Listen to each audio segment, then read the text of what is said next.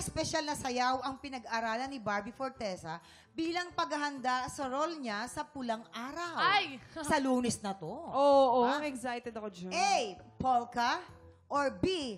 Tap dance? Ay, tap dance yan. Oo, kasi hindi nyo po alam, ang tap dance ay nag-originate noong 19th century. At ito ay ginawa talaga? niya. Yes, mamang, opo. Tama. At yan talaga ay pinag-aralan niya para sa preparation niya for Pulang Araw. Tama. Pero hindi niya alam, pagpunta niya dun sa class, hindi pala tap dance, hindi pala tap dance na napunta niya. Stop dance! Nako, oo, para ganito lang yan. Music, please! May budot siya, hindi sa... Paano naging tap dance kaya yan? Walang dyaryo. Paano naging tap dance yun? Ihinto. tap dance? Diba? Hinto, mo hindi kasi. hinto kasi. Sabi ko, hinto mo. Stop! Kasi nga, tap, hindi stop. Ay, stop. Stop dance. Okay, sige. Oh. 19th century daw. Hello! Bakit pinakanak ka na noon? Alam mo yon? Nasir. Nga Kuya Kim eh. Polka. Polka yan. Isang eksena dyan sa Pulang Araw. New Year. Ano suot pagka New Year? Polka dots. Polka dots, bilog-bilog. Polka. Oh, yes! O, dahil dyan. Talaga ba? Adrian, kailangan mo na sagutin ang katanungan. A. Polka or B. Tap dance? At dahil nabuhay na si Kuya Kim noong mga panahon na yun, Ayun. Ay, grabe ah. Sabayan niyo yung mga Sige. Polka. Polka! Sige. Kabog or sabog? Polka in 5. 4, 3, 2, 1. Diba? Ano?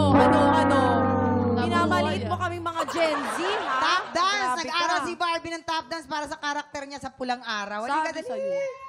Eto na. Sa Lunes na po yan, abangan nyo mga kapuso, Pulang Araw. Naku, napakagandang istorya po niya. Napakaganda po niyan. Kaya panoorin natin. Ito na, yung pangalawang. Sang tanong! Sang sabog! Anong ay, natanong na pala yun. Ulit-ulit. Anong specific na eksena ang pangarap ng nanay ni Alden Richards na mapanood sa TV?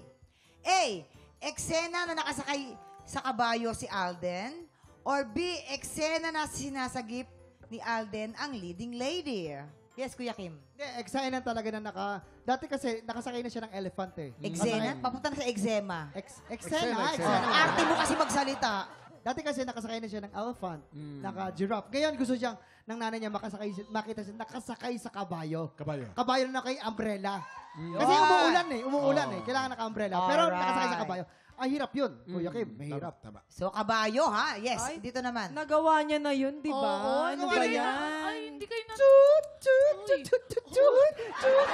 Hindi. Ang ano dyan, ang sagot dyan, gusto niya makasagip ng ano... Leading lady. Leading lady niya. Kasi, syempre, kilala naman natin si... Leading Eh, malalaglag ako. Gusto niya makasagip palagi ng leading lady. Kasi na syempre... kabayo? Ano? Ano, yung elephant ni Kuya Jason. Hindi, kasi gusto niya. Yung parang, kilala naman natin si Alden Richards, sobrang bait. Tapos yun. Orsyo. God bless. Wala na! Okay, so yun na nga, makasagip daw ng leading lady na kabayo? Oo, kabayo. Yes. Ano kasagutan mo doon, Adrian? Ako kasi hindi ako madalas maniwala talaga sa mga babae. Oo naman! Mabilis Oo maniwala naman! sa mga babae. Mahirap magtiwala sa kanya itsura. Oo. Oo. Kaya naman ang Pero kasagutan tama mo, sila eh. Ayun. ang makaligtas ng leading lady. Ay. Makaligtas ng leading Tama. lady. Hindi pa nagagawa ni Alden. Tama Hindi yan. pa, tama, totoo yan. Ito na, ang sabi po ni Adrian, ang makapagligtas daw po ng leading lady, kabog or sabog in... 5, 4, 3, 2, 1. Dapat sila. Hindi na nga, Luis eh. Alam mo, ay, ito na Adrian, pagka ganito, lagi niyo nga i-guess si Adrian. Okay. Ang tamang sagot, eksena na nakasakay siya sa kabayo. Kasi yung mother pala ni Alden, may hilig sa mga Mexico novela, mga gano'n, Mexico novela. May isa pa? May isa pa. Oh, pwede. May isa pa, wala na. Dalawa lang ang tanong. Okay, sige, pangatlo pa. Ito ang yung pangatlong, sang tanong. Sang sabo! Ibalik natin yan. O, nasaan ang tanong? Meron pa ba? Dalawa lang to eh. Nagdoble. Oh, ito na. Nagdoble pala. Sorry, ito pa pala. Okay. Noong high school si David Licauco ay isa siyang student athlete. Okay? Oh, anong sports ang nilaro ni David? A. Wushu or B, basketball? Yes, ladies. Alam ko Wushu yan! Wushu! Wushu, hello. Sa Chinese school kaya nag-aral si David. Alam Half namang magkaroon Chinese, oo. half Filipino, half siya. Ibig Oh, sabihin, wushu. 50-50 siya.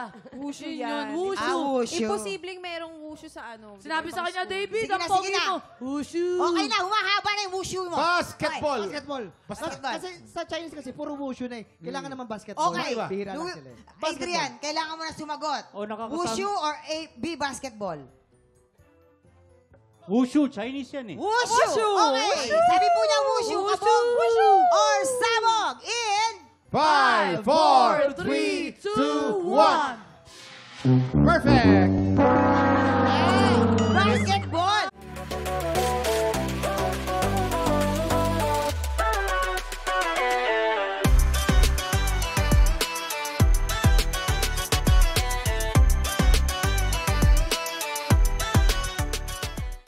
Tik Tropa, pinanood mo hanggang sa dulo itong video na ito? Abay, very good ka!